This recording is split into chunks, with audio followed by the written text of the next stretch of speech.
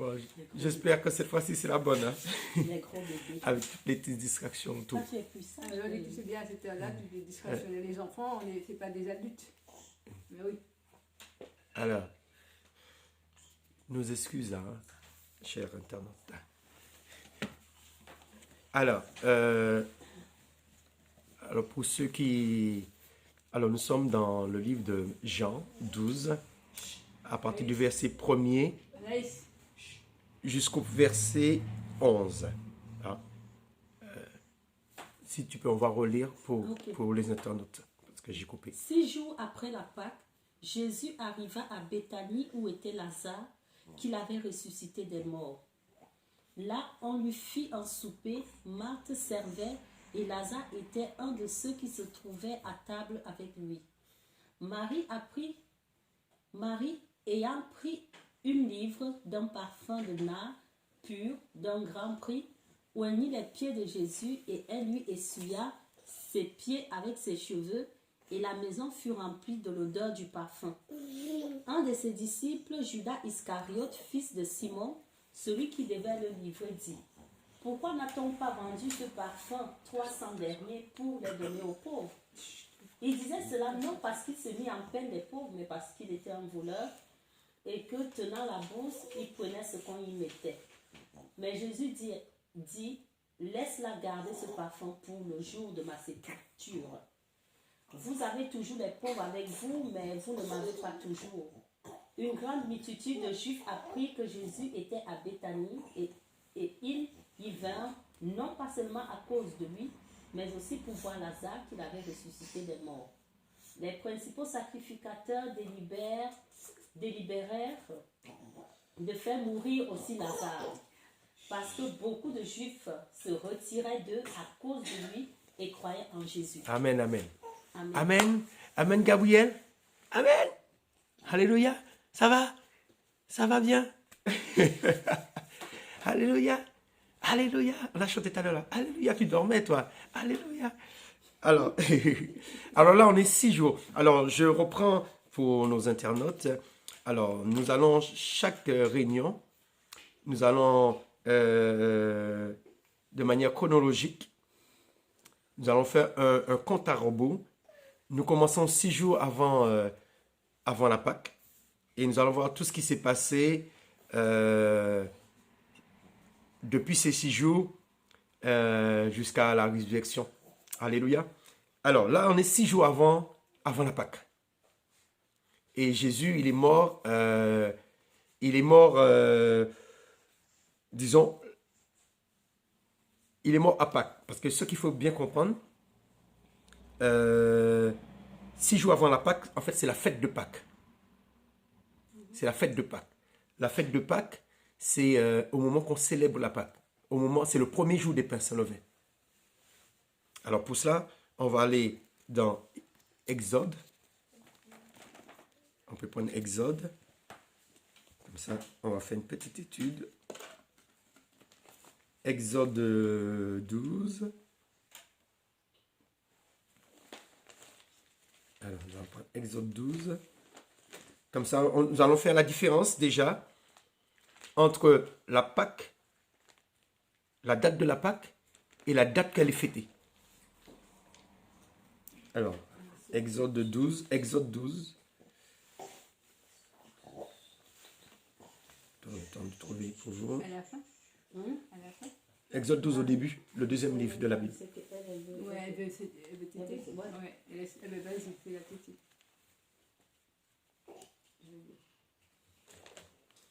Alors, Oui, j'ai vu ça, elle est beaucoup enrhumée. Hein. Beaucoup.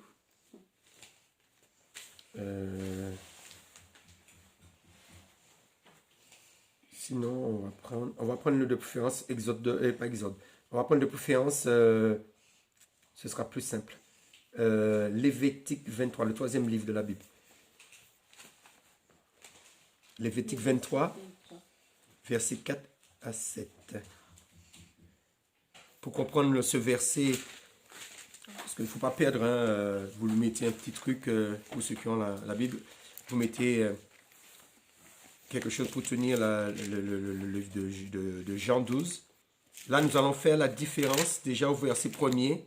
Hein, alors, c'est une étude biblique. La différence, pour comprendre 6 jours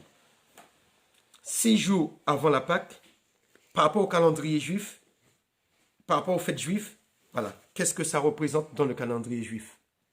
Juste ça, comme ça, on est là pour s'instruire. Alléluia. Alors, je disais, Lévitique 23, le verset 4 à 7. Vous pouvez lire. Tu lis. Voici les fêtes de l'Éternel, les saintes convocations que vous publiez à leur temps fixé. Le premier mois, le 14e jour du mois, entre les 2 soirs, ce sera la Pâque de l'Éternel. Et le 15e jour de ce mois, ce sera la fête des pains sans levain en l'honneur de l'Éternel. Vous mangerez pendant 7 jours des pains sans levain. Le premier jour, vous aurez une sainte convocation. Vous ne ferez aucune œuvre servile. Vous offrirez à l'Éternel. Non, c'est bon. C'est bon. Alors, au verset 5, il est dit, le premier mois, le 14 du mois, entre les 2 soirs, ce sera la Pâque pour l'Éternel. Le 14e jour, c'est pas le 14e mois. Attends, le premier mois, le 14e du mois, ou Jour. le 14e du mois ou le Oui, mais 14e les gens jour, pensent que c'est 14, il faut dire 14e jour. non, selon la version, le 14e du mois et le 14e jour, voilà, c'est la même chose. C'est la Pâque de l'Éternel, le 14. Alors, ce qu'il faut comprendre, après on nous parle entre les 2 soirs. C'est simplement parce que dans la Bible, le calendrier biblique, le calendrier hébraïque, c'est-à-dire les jours ne commencent pas à minuit. Les jours commencent à quel moment? Les jours commencent à quel moment? Selon la Bible, les jours ne commencent pas à minuit. À quelle heure ça commence les jours? Parce que pour nous, minuit, c'est 0 heure. Oui. Mais dans la Bible, 6 heures, non? Dieu, je vais te faire réfléchir. Dieu, il a mis, quand Dieu a créé, Et que le soleil quand Dieu a créé, se couche. S'il se couche à 5 heures, ben, il est déjà le lendemain. quand Dieu a créé le ciel, la terre, il a fait, le 4e jour, il a créé le soleil. Il a créé la lune. Et à chaque fois, on te dit, dans Genèse 1er, vous n'avez pas besoin de prendre, hein, dans Genèse 1er, chaque jour que Dieu a créé, on te dit, il y eut un soir, il y eut un matin. En fait, le jour, chaque 24 heures commence, chaque lendemain commence au coucher du soleil. Il y eut un soir. Ça commence par le soir, voilà. Mais déjà, ça, c'est une première chose que tu as appris. En fait, 5 heures, c'est le début d'une journée. C'est pas 5 heures. Hein. C'est 6 heures. Si le coucher du soleil est à 5 heures, commence le lendemain. Si c'est à 6 heures, commence le lendemain. Si c'est à 23 heures, commence le lendemain. Si le soleil, par exemple, se couche à 6 En été. 18 heures là, ben, on est déjà le lendemain. On n'est pas, Ah ouais, d'accord. À 18 heures, le soleil se couche. Ah oui, On est, on est lundi déjà. D'accord. Par exemple, le premier jour de la semaine, c'est le dimanche. Le dimanche ne commence pas le samedi soir à minuit. Le dimanche commence au coucher du soleil. Quand Paul a guéri le jeune homme, il était... on peut prendre ce texte. Attention, Gabriel n'est pas tombé. Quand Hein. Paul a guéri un jeune homme, on te dit qu'il était minuit. Mais pas dans le. C'était avant minuit. Le premier jour de la semaine. Mais sur la table, le tempo. Mais c'était avant minuit, ça veut dire qu'il était, par rapport à notre calendrier, encore le samedi soir.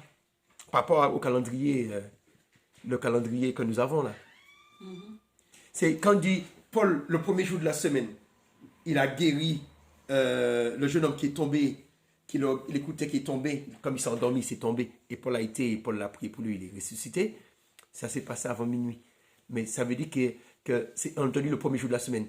Mais minuit, le premier jour de la semaine, c'est la nuit de samedi à dimanche, avant le lever du soleil. Minuit, n'est pas le dimanche minuit n'est pas notre dimanche minuit à nous. Qui veut dire que le dimanche soir, le premier jour de la semaine, le dimanche soir dans la Bible, tu me suis? Le dimanche soir, par exemple, le dimanche soir, c'est dans la Bible correspond au samedi soir pour nous. Et correspond à la veille. Quand on dit le premier jour de la semaine, le soir, c'est pas comme nous, la nuit entre dimanche à lundi, mais c'est la nuit entre samedi et dimanche. En gros, quand on a l'ancien calendrier juif comme ça. Non, mais jusqu'à maintenant, les Juifs, c'est ce calendrier qu'ils ont. C'est les catholiques qui ont changé les choses. C'est pourquoi ils font leur sabbat le samedi, c'est ça? Non seulement ils font le sabbat le samedi, parce que c'est le 7e jour, mais ils commencent leur sabbat au coucher du soleil. Attends, je vais l'appeler. Ils commencent au coucher du soleil, parce qu'au coucher du soleil, ils commencent le samedi. Par exemple, là, nous sommes dimanche, nous sommes le premier jour de la semaine. Au moment qu'on aura fini notre réunion, si il fait nuit, selon la Bible, on est déjà le 2e jour de la semaine. Le 2e jour de la semaine commence pas à minuit. Le 2e jour de la semaine commence au coucher du soleil. Le coucher du soleil, c'est, on va dire, 18h. Avant. Oui, aujourd'hui, en ce moment, ces jours-ci, ce sera peut-être 18h ou 19h, là, parce que là, il est déjà 18h. Ouais. Voilà. Mais là, les jours se rallongent, parce que... Voilà, c'est comme ça. Chez les Juifs, c'est comme ça. Chez les Juifs, c'est comme ça. C'est-à-dire que dans la Bible, les jours n'ont pas la même longueur. Les seuls jours, dans la Bible, les jours ne font pas 24 heures. Soit ils font plus, soit ils font moins. C'est 2 soirs à 1 soir. C'est pourquoi il est dit entre les 2 soirs. C'est entre les 2 soirs que c'est un jour. Nous avons l'aiguille, nous avons la montre qui montre 0 heure. Mais 0 heure dans la Bible, c'est au coucher du soleil. Ça, c'est la première leçon. Et la deuxième leçon, lorsqu'on revient au verset 5, on dit le premier mois, le 14e jour. Le 14e jour, entre les 2 soirs, ce sera la Pâque. Ça veut dire que la Pâque, c'était dans la journée. La Pâque, c'est le jour qu'on sacrifie l'agneau. C'est comme si on sacrifie l'agneau dans l'après-midi. Hein, par exemple, on sacrifie l'agneau aujourd'hui, là. On sacrifie. Il fallait qu'ils attendent le lendemain. Ça veut dire qu'il fallait qu'ils attendent le prochain coucher soleil pour manger la Pâque. Qui veut dire qu'au coucher du soleil, ils sont le 15.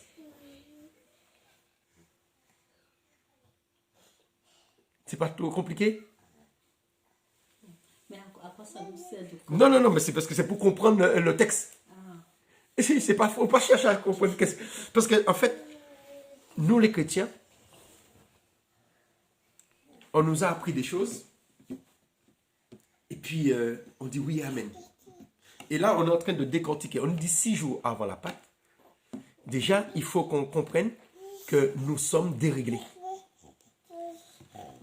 Nous sommes déréglés. Là, au verset premier, là, on nous dit, c'est le premier mois. Il est dit, c'est le premier mois de l'année. Mais nous, notre premier mois, c'est au mois de janvier. Alors, lorsque vous lisez ça, on n'est pas au mois de janvier, là. Là, on est au printemps. Le printemps, c'est vers le mois d'avril. Et le mois d'avril, ça signifie premier mois. Premier mois de l'année.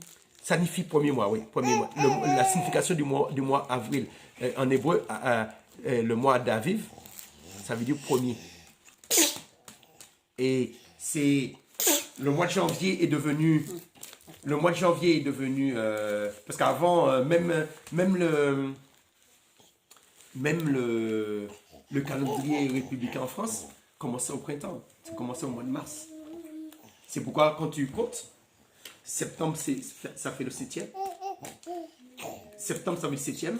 Le mois de octobre, ça veut dire huitième. Le mois de novembre, ça veut dire neuvième. Le mois de décembre veut dire 10e. Voilà. Après, il y avait le mois de janvier. Il ne faut pas penser. Le mois de janvier, c'est le nom d'un dieu. C'est le nom d'un dieu, vient d'un nom d'un dieu gréco-romain, qui veut dire Janus. Et ce mois, ça signifie la porte. Et c'est un dieu qui a deux têtes. Une tête qui regarde devant, une tête qui regarde derrière. Qui regarde le passé et qui regarde l'avenir. C'est pourquoi que les Grecs ont donné, les Romains ont donné ce mois-là. Et comme le catholicisme a pris naissance à Rome, ils ont adopté ce mois-là, ils ont adopté ce calendrier-là. Mais les protestants et les orthodoxes, pendant des années, ils sont restés au printemps, qui était le premier mois. Mais les protestants, ça fait pas longtemps qu'ils ont adopté le calendrier que nous avons. C'est parce que les catholiques avaient un calendrier, et les protestants, ils avaient un calendrier qui était un calendrier plus proche de la Bible, plus proche de ceux des Juifs. D'accord. Et après, ils ont adopté le calendrier. Maintenant, dans le monde entier, c'est ce calendrier qu'on... Alors, on peut retourner dans le texte de Jean pour... Oui, on retourne dans le texte de Jean. Alors, Jean, 6 jours avant la Pâque, Jésus vint à Béthanie où était Lazare, qu'il avait ressuscité d'entre les morts. Là, on lui fit un repas. Marthe servait et Lazare était un de ceux qui se trouvaient à table avec lui.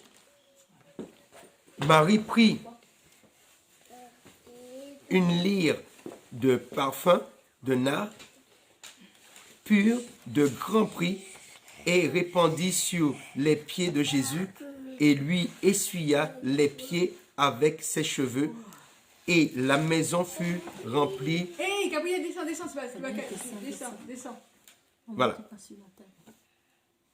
Alors là, il y a Lazare qui vient, que ça faisait quelques jours qu'il a été ressuscité. Et Lazare, il lâchait plus Jésus. Partout où Jésus allait, il faut imaginer quelqu'un qui est mort pendant 4 jours. Et là, cette personne, il est à côté de Jésus. Cette personne recommence à manger. Alors tout le monde veut voir Lazare. Les gens veulent voir Jésus, mais ils veulent voir le miraculeux. Et pourquoi je vous raconte cette histoire?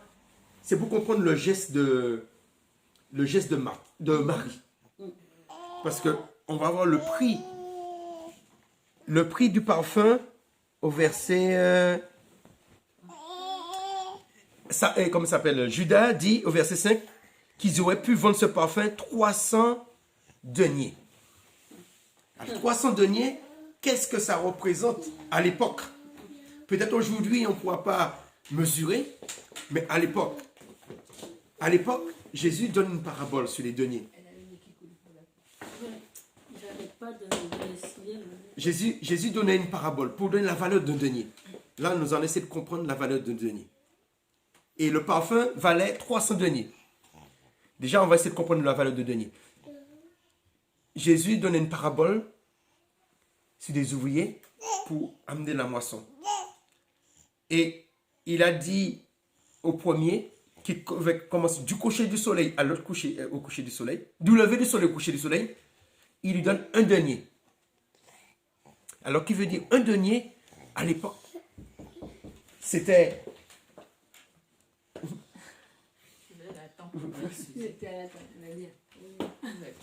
Bonsoir.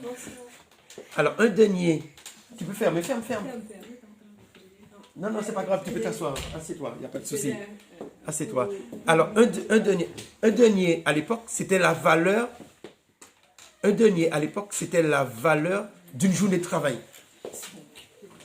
Imagine un parfum qui coûte 300 deniers.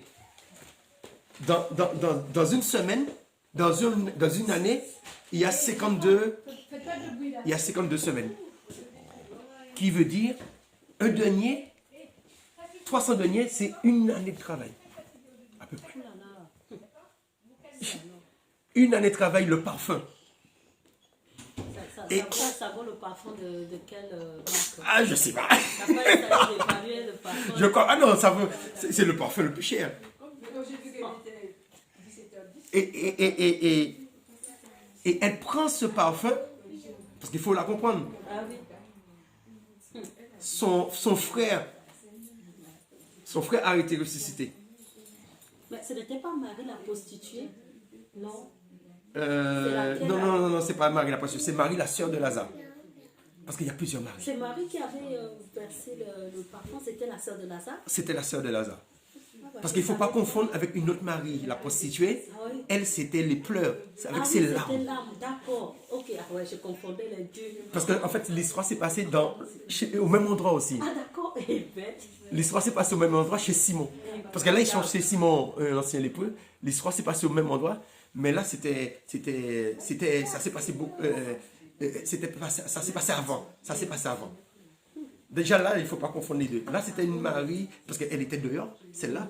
Elle est entrée, et puis elle s'est mise au pied de Jésus. Et puis, voilà. Elle a pleuré sur les pieds de Jésus, et puis elle a essuyé ses larmes, tout ça. Alors, ce n'est pas le même Marie. Non, mais c'est bien d'avoir posé cette question, parce que sûrement certains de nos internautes devaient confondre les deux histoires. Voilà. Alors, 300 deniers, je disais, c'était le salaire d'une année de travail. Une année de travail. Et elle prend ce parfum, elle verse sur Jésus. C'est pour te dire la valeur de ce parfum. À l'époque. Imaginons le SMIC. Imaginons un denier. C'est le SMIC. Ah ouais. Le SMIC fois 12. La valeur de ce parfum. Mais pour elle, ça n'avait pas de... L'amour, voilà, l'amour, comme on dit, l'amour n'a pas de prix. Ah oui. Et elle a oint le corps de Jésus parce qu'il fallait qu'elle fasse ça. Parce qu'il fallait qu'il y ait quelqu'un qui oint Jésus avant sa mort. Parce qu'elle ne pouvait pas... Donc tu m'as dit que le parfum là, ce n'était pas Marie la prostituée, c'était la sœur de Lazare. C'était la sœur de Lazare. D'accord. C'était la sœur de Lazare et Marthe. D'accord. J'avais jamais su que c'était... Alors, parce que là, on voit dans le texte, regarde, on peut le lire. Là, on fit un repas. Marthe, elle servait. Il y a Lazare qui était à côté de Jésus, à table. Marthe, elle servait. Et pendant qu'elle servait, Marie, elle versait le parfum sur le corps de Jésus. Elle parfumait le corps de Jésus. Et la valeur de ce parfum. Parce que pour elle... Inestimable. Ah ouais. Et je ne sais pas, dans mon livre, je parle de ce parfum. Apparemment, ce parfum a été fabriqué par Ce parfum a été fabriqué par un fils de la sage-femme la sage-femme qui a accouché, pas qui a accouché, mais qui a constaté l'accouchement de Marie. Lorsqu'elle est arrivée, Marie avait déjà accouché et on dit qu'elle a pris le placenta et le prépuce de Jésus lorsqu'on a coupé 8 jours après. Et elle avait un fils qui était parfumeur. Hein, vous voyez, pour les internautes, vous pouvez retrouver cette histoire. Comment tu as su Vous pouvez retrouver cette histoire dans ce livre. Et elle a, oui, c'est des recherches que j'ai faites. Elle a pris ce prépuce et lui, il a mis ça à tremper dans... comment dire, dans de l'alcool. Dans de l'alcool. Et la sage-femme dit à son fils de ne pas vendre ce parfum. Et en plus, elle dit, même si on t'offre 300 deniers, comme Judas a dit là, c'est-à-dire une année de travail, ne pas le vendre. Et celui qui écrit, qui raconte cette histoire, il dit c'est ce parfum que Marie a utilisé pour embaumer Jésus. Jésus. Mais par contre, on ne dit pas comment elle a fait pour avoir ce parfum. Quel lien qu'il y avait entre cette femme, voilà. Comment elle a fait pour avoir ce tu vas parfum. tomber, Gabriel, hein. Tu vas tomber, tu vas te faire mal, tu vois, tu vas te faire mal. Doucement, oui. Ah oui, tu vas te faire très mal, hein. Ça, c'est pas- Ah non, Alors, c'est à l'hôpital, hein. Ah oui, t'es content. T'es T'es Je content. pensais qu'elle allait prendre un coup sous la table, hein. tu es content. Voilà.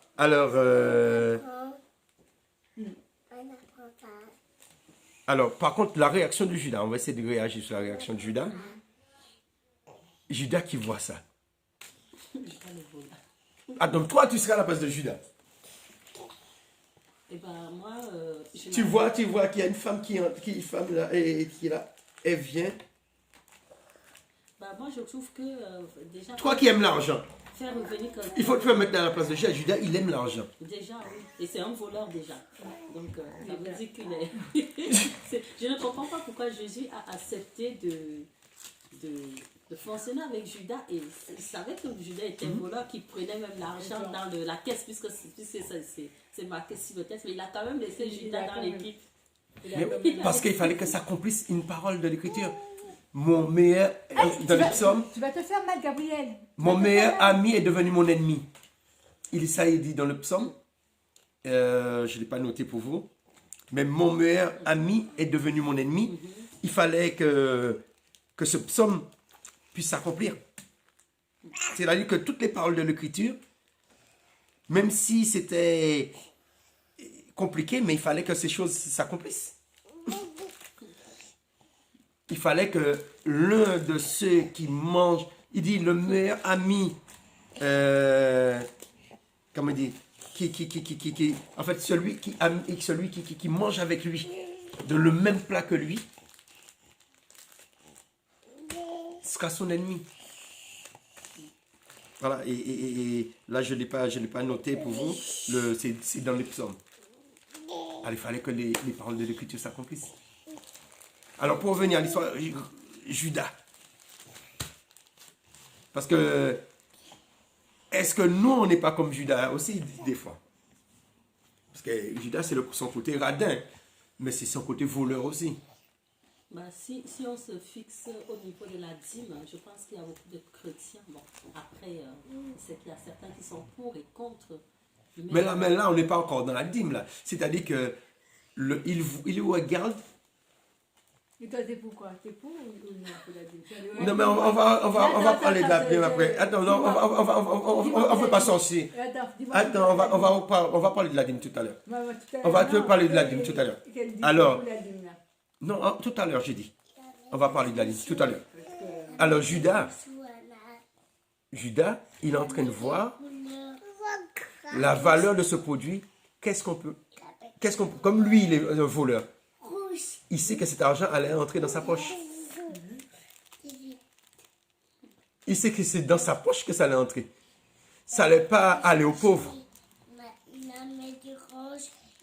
Ça n'allait pas aller aux pauvres. Alors lui, il regarde son intérêt. Bah, il n'était pas converti alors, Judas. Pourtant, il faisait des miracles. Il a fait des miracles, il a chassé des démons. Non, c'est comme des hommes de Dieu aujourd'hui. Qui aiment l'argent. Ils chassent des démons. On peut être comme Judas. On peut aimer l'argent comme Judas. Aimer l'argent, c'est aimer maman. On peut aimer l'argent. Après, tout le monde ne vole pas. Après, Mais il y a certains qui volent. Parce que Judas, il mettait l'argent qu'on donnait. Parce que ce qu'il faut savoir, que Jésus, il avait les 12. Et Judas avait la responsabilité de la bourse. Parce que c'est avec cet argent que, par exemple, lorsqu'ils allaient quelque part, qu'ils achetaient de quoi pour nourrir la foule. Rappelle-toi quand il a fait la multiplication des pains. Quand il a fait la multiplication des pains, il s'est tourné vers les disciples. Les disciples ont dit, s'il faut donner toute cette foule à manger, il faut 200 deniers. Ce qui veut dire il faut 200 jours de boulot pour donner les 5000 personnes à manger. À peu près 7 mois de travail. Il faut avoir au moins 7 mois de travail pour pouvoir nourrir 5000 personnes. Et ce qui veut dire qu'ils avaient une bourse, c'est ce qui permettait de nourrir les gens, de faire les dépenses, voilà, les dépenses quotidiennes. Mais Judas, il mettait... À aucun moment, on nous a dit que Jésus a utilisé l'argent de la caisse. À aucun moment. Déjà, lui, il priait pour multiplier, il n'avait pas forcément besoin d'argent. Parce qu'il pouvait en avoir s'il voulait. Franchement, Oui, c'est de lui-même, il fait l'argent. C'est pourquoi il ne s'intéressait pas à la caisse. Voilà. De Une lui-même. prière, Voilà, tout était là. l'argent était là. Tout était là. Et en plus, il n'a jamais dénoncé Judas. La pièce d'argent qu'il a pris dans... C'était dans le poisson ou... Non, c'était Oui, parce qu'il y a... l'utilisation du pain là, avec les enfants. Il y a un moment aussi, il avait été dans un village où on lui avait dit qu'il n'avait pas mis sa dîme. Et il a dit à un de ses serviteurs, va dans tel poisson, tu vas trouver une pièce d'argent et tu donnes aux personnes qui s'occupaient de la dîme. Tu n'as pas lu cette histoire-là? La pièce d'argent. Parce qu'on lui a dit, mais pourquoi... Je n'ai pas encore tout lu la Bible, pour te dire vrai. Pour te dire qu'il peut créer l'argent, parce qu'il a dit à son serviteur d'aller prendre, d'aller ouvrir la bouche. C'est la NES ou la NES? C'est la NES. Tu vois, la NES qu'il avait dit à deux de ses disciples d'aller chercher. Ouais. La NES vient d'où? Mais il leur a dit, allez, vous allez trouver, vous dites que c'est moi. Mais ça, on va voir ça les samedis prochains, parce que ça s'est passé après, ça s'est passé le lendemain. Ouais. Le lendemain de cette histoire, la fois prochaine, on va voir cette histoire de la NES. Alors, l'argent, c'est lui qui fait, c'est lui qui refait. Non, mais c'est pour dire que Judas, c'est parce que comme il avait pris l'habitude de... Voilà.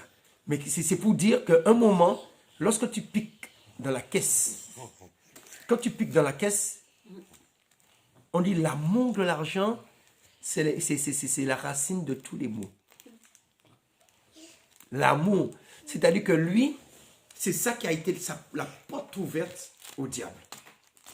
Parce qu'en fait, c'est à partir de cette histoire, quand il a vu cette femme faire ça, la haine est montée dans son cœur, qui s'est dit qu'il va le livrer.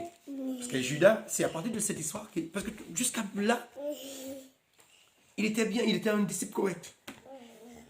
C'est à partir de là, son comportement a changé. Parce qu'il n'a pas apprécié que Jésus ne dise rien, que Jésus ait accepté cette offrande de si grande valeur. Et c'est là qu'a commencé que Judas a décidé d'aller voir les prêtres. Ça, on verra ça les jours prochains. C'est là qu'il a décidé d'aller voir les prêtres pour livrer Jésus. Parce que l'amour qu'il avait pour l'argent était plus fort que l'amour qu'il avait pour Jésus. Parce que nous sommes avec Dieu. Mais l'amour que nous avons peut-être pour l'argent est peut-être plus fort que l'amour que nous avons pour Dieu. Déjà pour les êtres humains entre nous. Parce que pour Dieu, c'est encore... Parce que le Seigneur dit, aime ton prochain comme toi-même. Dit, mais c'est évident. Parce que la plupart des personnes, moi je ne critique pas, mais j'ai souvent vu dans certaines familles, quand les gens sont malades, on ne te visite pas. Parfois, bon, je me souviens à l'époque, c'est moi qui appelais les gens avec qui je suis restée en contact et c'est moi qui annonçais aux gens sur place, mais tel est malade à l'hôpital. Ah bon, on est ici sur place, on n'est pas au courant.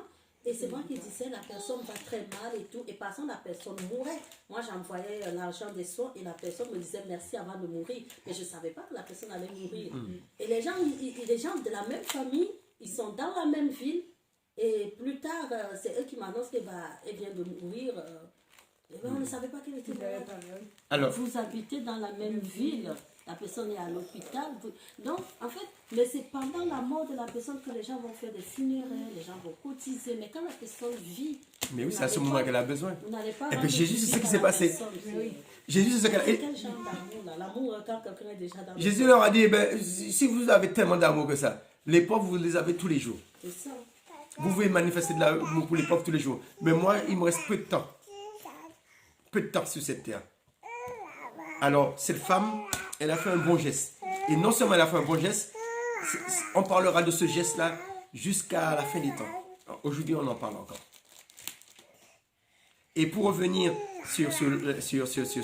pour parler de la dîme, on voit qu'elle a un parfum de 300 deniers qu'elle a fait comme offrande à Jésus. Et la dîme, c'est 10%, je vous ai dit, c'est le salaire c'est la valeur du salaire d'une année. Et la dîme, c'est 10% du salaire d'un mois. C'est pas comparable. La dîme, c'est des miettes à côté de ça. Mais il ne faut pas que l'amour de l'argent, parce qu'il y a beaucoup de serviteurs qui utilisent cela pour escroquer les gens.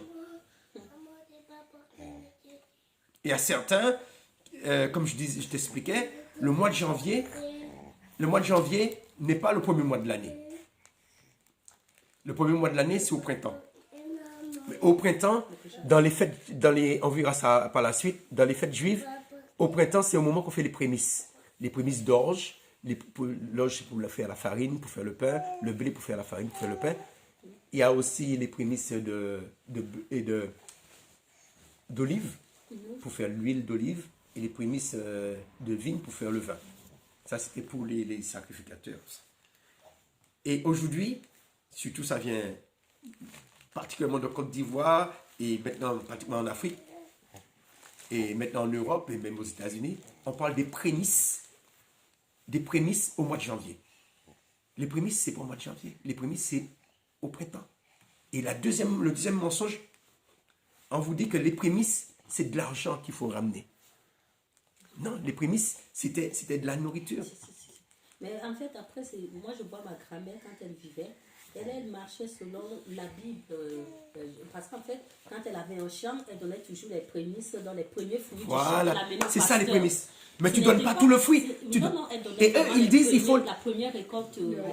Voilà. Mais ce n'était pas... Et ces voleurs de pasteurs, je le dis sur YouTube là, ces voleurs de pasteurs, ces escrocs, c'est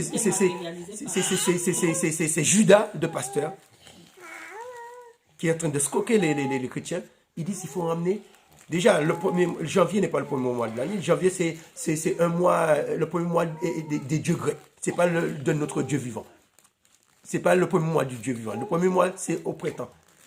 Parce que c'est au printemps que les fruits poussent. Ce n'est pas en hiver que les fruits poussent. C'est au printemps que l'orge pousse. C'est pourquoi on appelle ça le mois de l'épi. C'est de là vient c'est là devient la signification du mois d'avril, le premier mois, le mois des épis. Alors, et tous ces escrocs, qu'est-ce qu'ils font? Ils disent aux gens d'emmener tout votre salaire du mois de janvier. Le salaire du mois de janvier, il leur dit le salaire du mois de janvier, il faut donner ça à l'église. C'est de l'escroquerie. C'est quelle église qui dit ça? Beaucoup le disent. Au mois de janvier, il faut donner tout son salaire à l'église. En dehors des dîmes, et c'est prêché beaucoup ça en Côte d'Ivoire, beaucoup en Afrique, et certains pasteurs africains ici le prêchent. Alors je vous dis, tous ceux qui m'écoutent là, c'est de l'escroquerie. Les prémices n'ont rien à voir. À la suite, on verra, quand je vais arriver sur les prémices, je vais expliquer les prémices. Les prémices, à l'époque de Jésus, commençaient au moment que Jésus est revenu 8 jours après sa résurrection. Et puis Thomas était présent. Ça, c'était un jour de prémices. Les prémices, c'est le premier jour qu'on commence à compter la fête des semaines. La fête des semaines, c'est quoi? C'est les 57 semaines. Et le 50e jour, c'est la Pentecôte. Pentecôte, ça veut dire 50e. Les prémices commencent. La Pentecôte, c'était des prémices. C'était des prémices de blé. Et le premier jour de ces 4 jours, c'était les prémices d'orge. Quand les disciples étaient à la Pentecôte, et puis que les Juifs qui étaient dans la ville de Jérusalem, ils étaient venus pour les prémices de blé. Ce n'était pas de l'argent qu'ils ramenaient, c'était des blés. Ils sortaient du monde entier, et à ce moment-là, ils ont entendu des Juifs, des Galiléens, qui sont en train de parler leur langue, qui sont en train de parler arabe, qui sont en train de parler espagnol, qui sont en train de parler roumain, qui sont en train de parler toutes les langues du monde. Voilà, c'est ça les prémices. Et on a perdu cela. Et tu me disais, à quoi ça sert? C'est ça. Ça permet de comprendre là où on nous a trompés. Parce qu'on ne connaît pas les traditions de la Bible. Nous, on vient, on dit Alléluia, Jésus est vivant, voilà. Mais il faut sonder les Écritures. Et là, mon rôle, ce que Dieu a mis sur mon cœur, c'est de vous instruire. Et montrer, ouvrir vos yeux là qu'on nous a trompés. Parce que beaucoup d'hommes de Dieu, que Dieu utilise puissamment, ce que je suis en train de vous enseigner, ils ne connaissent pas cela. Parce qu'ils n'ont pas pris un temps pour que cet esprit puisse leur expliquer cela. Ils se mettent à répéter ce qu'on leur a enseigné. Ils se mettent à... Parce que voilà, c'est ce qu'on les a enseignés depuis depuis ils sont petits à l'église, c'est comme ça. On a toujours répété ça, voilà. Alors, on va s'arrêter là. Mais surtout, on va finir par la phrase de Jésus. Laisse-la garder ce parfum pour le jour de ma sépulture.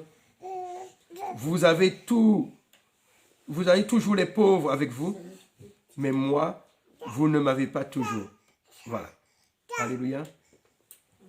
Amen. Alors on va remercier Dieu et puis nous allons conclure notre réunion. Alors si ça t'a fait du bien. Oui, mais comme Lynn a posé la question pour la dîme. Oui, voilà. Non, on est là. Moi j'avais fait un jeûne, et parce que comme on avait un pasteur béninois, il insistait beaucoup sur la dîme. Et ça m'agaçait que tout le temps il parle d'argent et tout. Et du coup, j'ai fait un jeûne pour demander le travail à Dieu. Et pendant le jeûne, je vous assure, je ne sais pas si Dieu vous a déjà parlé audiblement. Moi, avant, il me parlait, mais maintenant, je n'entends plus sa voix. C'est pas normal. Avant, quand j'étais très, très pieuse. C'est pas normal. Alors, franchement. Il faut qu'on retrouve ça. Oui, il faut. Donc, j'ai entendu Dieu me dire pendant le jeûne, c'est moi. La dîme vient de moi. J'ai entendu une voix douce. Parce que je disais, non, mais Seigneur, je vous donne la dîme ou pas? On m'a dit, la dîme vient de moi. J'ai dit, ok. C'est là où j'ai compris que Dieu n'est pas contre la dîme. Il n'est pas contre. Non, il faut que les gens le sachent. Il n'est pas contre. Mais il faut avoir la conviction. Moi, je sais que même si le plus grand pasteur de ce monde, même s'il fait des miracles que personne n'a jamais vus, mais personne ne pourra me convaincre que la dîme n'est pas de Dieu. Parce que franchement, je t'assure. Jésus n'a jamais dit ne pas donner la dîme. Il m'a dit audiblement la dîme. C'est le mauvais enseignement des protestants. Je t'assure. Après, c'est peut-être la voix de Jésus. Mais en tout cas, il m'a répondu. J'ai dit, ah ouais, depuis ce jour-là, je fais plus des débats sur la dîme. Mais il faut que ça soit une conviction. C'est pourquoi les gens doivent d'abord chercher la vérité auprès de Dieu. Tu peux demander à Dieu, même si tu lis les Écritures, tu dis, tu prends même un jeûne, tu dis, bon Seigneur, convainc-moi que la dîme, je peux donner la dîme. Parce que ce que les gens disent, les débats que les gens font, franchement, ça ne t'apporte rien si toi-même tu ne vas pas auprès de Dieu te demander la vérité. Dieu va te parler. Et quand Dieu parle, il parle avec douceur. Il ne t'impose pas. Il ne vient pas, oui, donne. Non. Dieu ne parle pas comme ça. Il te laisse le choix. Il te parle doucement. La dîme vient de moi. Après, tu es libre de la donner ou pas. Mais je ne t'oblige rien. Mais si tu donnes la dîme, c'est bien pour un chrétien de le faire. C'est tout. Parce qu'en fait, d'où vient la mauvaise doctrine contre la dîme? C'est-à-dire quand Luther est venu, Luther a dit, on n'est plus sous la loi, on est sous la grâce. Alors, on a rejeté tout. Mais quand tu regardes les commandements de Dieu, si on est sous la grâce, on n'est plus sous la loi. Il dit d'aimer son Dieu de tout son cœur, d'aimer ton prochain comme toi-même, de ne pas faire de statut, de te prosterner devant.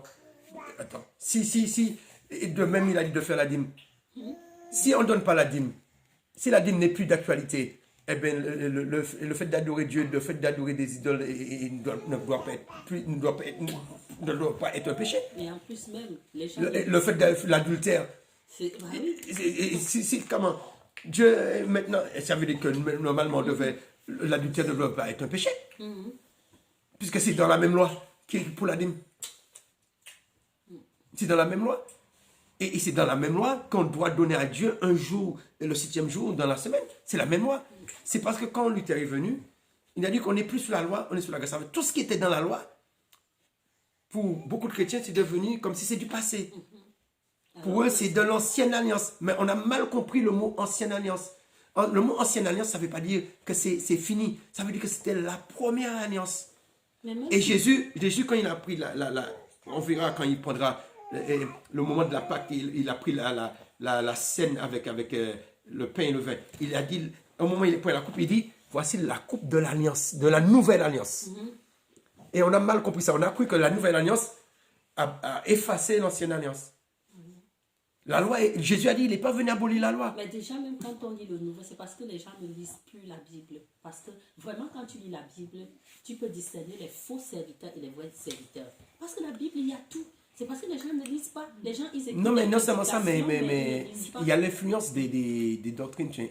Oui, il y a l'influence. Mais la Bible nous montre. Oui, mais. Moi, quand j'ai commencé à lire la Bible, le Nouveau Mais c'est pas toujours Testament, évident de comprendre. le Nouveau Testament, j'ai commencé à savoir qui est faux. Parce que la Bible te donne le discernement. Parce que les enseignements de Paul et des disciples de Jésus, ce sont des enseignements qui tiennent encore de nos jours. La preuve en est qu'il y a un passage où Jésus il parlait aux pharisiens que vous avez, en fait, vous mettez la doctrine de la loi dans vos cœurs et vous n'avez pas d'amour.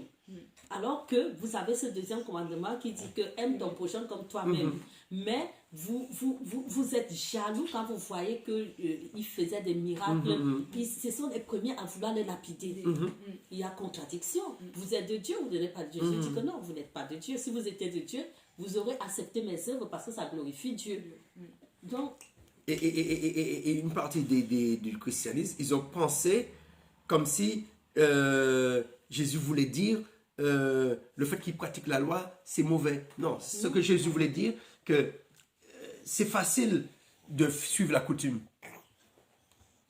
Mais le plus important, aimer ton prochain, ça c'est plus difficile.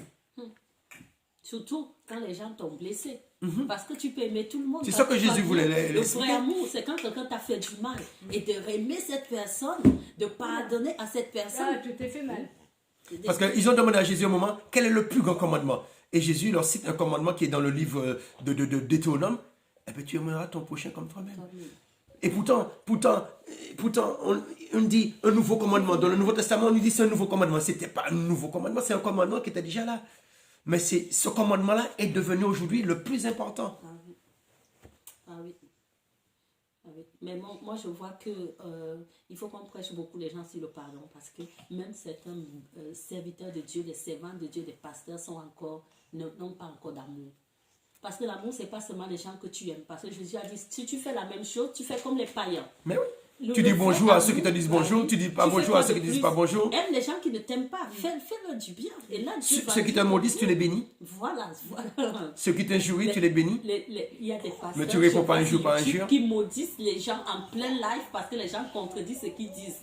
Mais c'est grave. Tu ne dois pas maudire c'est la chair. Est-ce que Jésus a maudit quelqu'un sur la terre? C'est la à chair. part le figuier. Plutôt le figuier, mais jamais l'être humain. Jésus a maudit l'être humain sur la terre. Attention comment on peut prêcher l'amour et maudire les autres? C'est pas possible. Non, mais et c'est ça que Jésus a voulu enseigner. C'est-à-dire qu'il a voulu leur enseigner à partir des Écritures, des prophètes, de la loi, pour leur dire, il ne faut pas marcher selon la lettre, mais il faut marcher selon l'esprit. Et Dieu a mis son esprit en nous. Dieu a mis son esprit en nous. Dernièrement, je finis par ce témoignage. C'est pour montrer l'esprit de Dieu. Je suis allé à Paris, j'avais un rendez-vous, et puis, par hasard, je monte dans un wagon. Je monte dans un wagon, le train était rempli, le RER était rempli, et j'étais à côté de la porte. Et puis je vois une fille, elle se met debout comme ça. Elle se met, comme ils ont fermé la porte du train, elle se met debout comme ça sur la porte. Le train n'a pas encore démarré. Et dans mon esprit, je dis, mais c'est dangereux. Si la porte s'ouvre. Mais en même temps, je me dis, mais avec le système magnétique, c'est impossible que la porte s'ouvre pendant qu'on roule. Ouais. Et puis je suis en train de méditer. Et j'entends, tu sais, les portes sont fermées, mais tu entends qu'il y a une porte qui ne s'est pas fermée. Tu viens dans le train, tu entends qu'il y a peut-être quelqu'un qui a forcé, le train est tellement rempli, et la porte n'arrive pas à se fermer. Et le conducteur, il n'arrive pas à fermer la porte. Et comme il y avait un gardien, toi, un agent de la SSF qui faisait les gens monter et descendre, lui, qu'est-ce qu'il fait? Pendant que la fille est sur la porte, pour que les portes se ferment, lui, il vient, il ouvre la porte derrière la fille qui est appuyée sur la porte. Ouais, Parce que lui, il n'a pas vu. Et moi, je suis en train de me dire, et moi, je le regarde, et j'ai eu le temps d'attraper la fille. Il a ouvert, quand j'ai vu qu'il appuie son bouton, j'ai pris ma main comme ça. Quand la fille m'a vu, elle voit que je la touche comme ça. Et j'ai fait comme ça, de seul coup, je l'ai poussée au milieu du train. Et la porte s'est ouverte derrière elle comme ça. Et le monsieur lui a dit, excusez-moi madame. Et tu vois, la hauteur du RER, elle s'est tombée dans... Et elle m'a dit merci. Mais après, elle s'est remise. Encore. Oui, parce qu'elle était sur son portable. Elle s'est remise. Voilà. Mais alors, pourquoi je parle de ça? Après, qu'est-ce que ça m'a fait méditer? Après que j'ai commencé à méditer, j'ai dit, Seigneur, je me suis dit, mais quand j'ai vu la fille, je me suis dit, mais si on mettait pour les gens, il fallait qu'on dise aux gens, ne pas s'appuyer sur la porte. C'est comme ça la loi progresse, avant que le train démarre. Et moi, c'est parce que j'ai entendu le train sonner, pourtant je ne peux pas le train souvent, je me suis dit, ils vont ouvrir les portes. Je me suis préparé. Mais après, je me suis dit, c'est l'Esprit de Dieu, non seulement qui m'a conduit dans ce wagon, et l'Esprit de Dieu qui m'a préparé, puisqu'il m'a parlé que la porte va s'ouvrir. Et moi, je lui dis, Seigneur, mais non. Tu essaies de raisonner. Je dis, Seigneur, mais non, puisque il y a un système magnétique, les portes du train ne peuvent pas s'ouvrir. Et là, parce que je m'entends qu'il dit au Seigneur ça. Et puis quand je vois le mec, quand j'entends le train, la sonnerie, je me suis dit, ils vont ouvrir les portes. Et je vois le mec qui vient, il ouvre la porte. C'est pourquoi ce que je veux dire par rapport à la loi. La loi, où elle dit, écrit, ne pas vous appuyer sur les portes avant que le train démarre. Après un accident comme ça, ils auraient mis ça. Hein. Ne pas vous appuyer ils auraient mis ça sur les portes. Et c'est ça la loi. On écrit. Et Dieu, ce qu'il fait, il a mis la loi dans notre esprit. Ça veut dire qu'il a mis dans mon esprit, mais il ne faut pas faire ça. Il ne faut pas t'appuyer sur les portes avant de machin. Et c'est comme ça l'Esprit de Dieu veut nous conduire. C'est comme ça qu'il veut nous apprendre les nouvelles lois. À l'instant présent. Alléluia. Ah ben on finit par la prière. Là. On finit par la prière. On finit par la prière. Voilà. D'accord, ben Sandrine, je te laisse remercier Dieu. D'accord, nous allons prier. Éternel Dieu, merci pour ce moment que tu nous as accordé, Seigneur. Tu nous as appris, Seigneur Jésus-Christ, beaucoup de choses. Nous allons parler de Lazare, de la résurrection de Lazare, de la curiosité des personnes qui venaient d'abord pour le miracle et pour Jésus lui-même, Seigneur. Et parmi ces personnes-là, il y a plusieurs d'entre nous qui cherchent Jésus pour les miracles, Jésus pour essayer d'avoir un gain. Mais nous voulons d'abord aimer Dieu de tout notre cœur, de toute notre âme et de toute notre pensée, Seigneur. Parce que c'est à cela que tu nous appelles de t'aimer, parce que tu es le Créateur déjà. Et après, le reste des choses, c'est toi qui donnes, Seigneur. Apprends-nous à être des personnes sans intérêt, à aimer nos prochains sans intérêt, sans rien attendre en retour, de ne pas formater nos esprits comme le monde veut, Seigneur Jésus, que nous soyons des personnes mises à part pour pouvoir faire ta volonté. Seigneur, nous te disons merci pour cet enseignement. Merci, Seigneur Jésus-Christ, de nous avoir appris que malgré la loi, nous avons aussi le Saint-Esprit qui nous enseigne et qui nous informe, qui nous prévient sur plusieurs circonstances, Seigneur. Amen, amen. Merci, Seigneur, pour cet enseignement. Permets que les personnes qui nous ont écoutés, que ça puisse leur apporter quelque chose de nouveau dans leur vie, Seigneur Jésus. qu'ils sachent que le Seigneur Jésus, il est le maître, il est là pour nous aider, il est là pour que nous puissions avoir une vie facile, pour ne pas porter nos fardeaux dans nos cœurs, mais remettre tout au pied de la croix afin que lui seul soit le seul décideur des circonstances dans lesquelles plusieurs d'entre nous sont en train de passer, Seigneur. Alléluia. Nous te bénissons pour ce moment, nous te glorifions, nous te demandons pardon, Seigneur. Tu connais que nous ne sommes pas justes. Nous avons besoin de ton pardon. Purifie-nous, Seigneur, par ton sang qui a coulé sur la croix, Seigneur Jésus. Pardonne-nous, Seigneur. Donne-nous encore plus d'amour dans le cœur, que cet amour puisse déborder physiquement, spirituellement et dans tous les domaines de nos vies, mon Dieu. Merci, Seigneur, de nous transformer, Seigneur. Je te rends grâce, Seigneur, parce que c'est une personne qui m'avait mis de côté parce que je n'ai pas voulu me corrompre avec ces personnes. Tu m'as donné la possibilité de m'approcher de ces personnes et cela m'a donné encore plus d'amour sur eux. Je te dis merci, Seigneur. Merci, Seigneur, de nous apprendre à toujours faire le premier pas, de ne pas attendre que nous soyons en faute, que nous ayons raison. Tu es un Dieu humble. Tu as quitté ta gloire pour venir sur la terre, Seigneur. Donc nous devons nous rendre petits, parce que toi-même tu dis dans ta parole que ceux qui sont comme des petits enfants, c'est ceux-là qui iront dans le royaume des cieux. Amen. Donc apprends-nous à devenir petits, apprends-nous à nous humilier pour rétablir la paix et de ne pas condamner les gens, mon Dieu. Parce que certaines personnes attendent que nous, qui disons que nous croyons en Dieu, que nous puissions vraiment être des exemples pour eux, pour qu'eux-mêmes intérieurement, qu'ils puissent se dire exactement, c'est vrai, ces personnes-là veulent la paix, sont vraiment de Dieu. Alléluia. Seigneur, apprends, nous devons être un témoignage, Seigneur, dans le monde, dans ce monde. Nous ne devons pas marcher comme les gens de ce monde. Nous devons faire les choses différemment, Alléluia. Seigneur. Apprends-nous, brise notre ego, Seigneur. Brise ce que nous sommes, Seigneur. Quel que soit l'argent, quel que soit là où tu nous amènes demain, que cela ne représente rien à tes yeux, Seigneur. Parce que nous sommes sur la terre pour un but et demain, après-demain, on ne sait pas. Tu vas prendre chaque personne et nous voulons que lorsque nous allons quitter ce monde, que nous quittons dans ta paix et que vraiment nous puissions entrer dans ton royaume. Merci Seigneur de nous mettre cela en esprit, que nous te servons, nous ne servons pas les hommes. Nous voulons que tu nous accordes ta grâce infinie dès aujourd'hui et pour toujours. C'est par le nom de Jésus-Christ, notre Sauveur, que nous avons prié. Amen. Amen. Amen. Que Dieu soit béni. Alors je vous bénis, chers internautes. J'espère que ces enseignements vous ont fait du bien. Le témoignage de Sandrine sur la dîme, j'espère que ça vous a fait du bien. Et puis toutes les interventions. Et puis le témoignage de cette fille, cette sœur peut-être. Hein?